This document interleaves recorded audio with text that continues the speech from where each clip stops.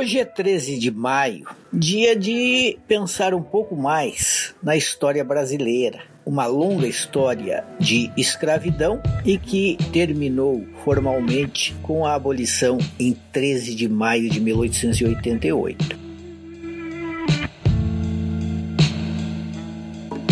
Eu escrevi sobre esse assunto, pesquisei muito e sempre me impressionei com as 3 vias que levaram à abolição. A abolição aconteceu no parlamento, até a aprovação da Lei Áurea, com lutas, embates furiosos entre escravistas e abolicionistas. Ela aconteceu também na imprensa, com uma profusão de pequenos jornais abolicionistas, e também se deu nas ruas e nas fazendas, com a luta dos próprios escravos. Em determinado momento, aconteceram as fugas em massa, e aí se foi o boi com a corda. Muitos homens e mulheres lutaram pela abolição, muitos negros, entre eles, a meu ver, o maior jornalista da história do Brasil em todos os tempos, José do Patrocínio.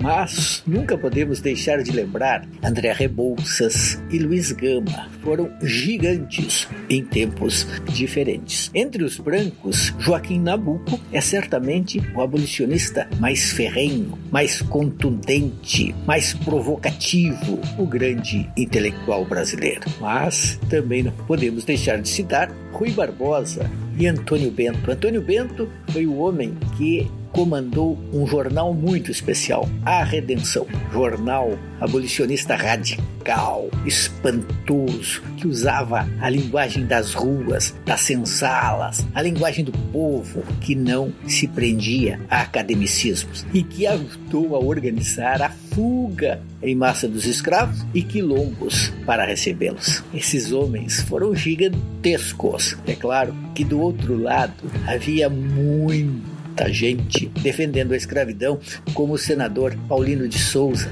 aquele que até a última hora considerava projeto de lei que resultaria na Lei Áurea, considerava essa lei inconstitucional, antieconômica e desumana.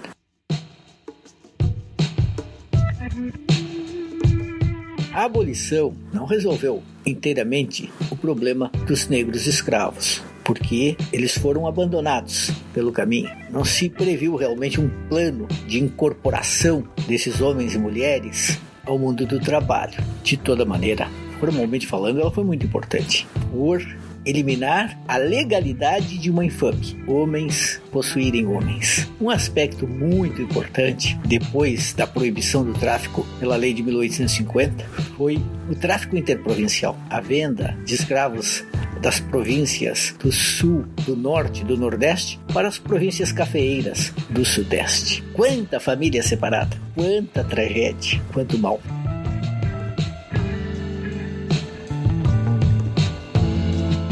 O Joaquim Nabuco, no seu livro O Abolicionismo, com uma retórica impressionante, descreveu a importância do trabalho escravo para a construção de toda a riqueza do Brasil. Eu vou dizer que toda a riqueza existente no Brasil era a doação da raça que trabalhava, a raça que não trabalhava. E tudo isso produziu o que nós somos hoje. País de desigualdade, de racismo, de ainda muito desprezo pelo trabalho manual.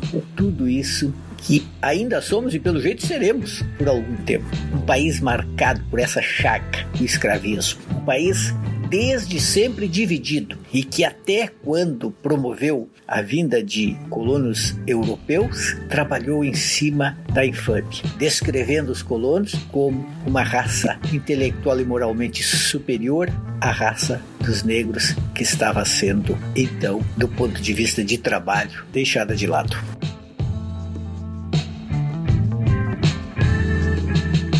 Histórias que não podem ser esquecidas. O 13 de maio precisa ser sempre um dia de revisão da história do Brasil, que felizmente está sendo escrita agora por pesquisadores profissionais que não estão deixando pedra sobre pedra em relação aos mitos. É sempre preciso dizer o seguinte: a abolição não foi um presente da coroa aos negros, não foi uma concessão, a abolição foi uma conquista.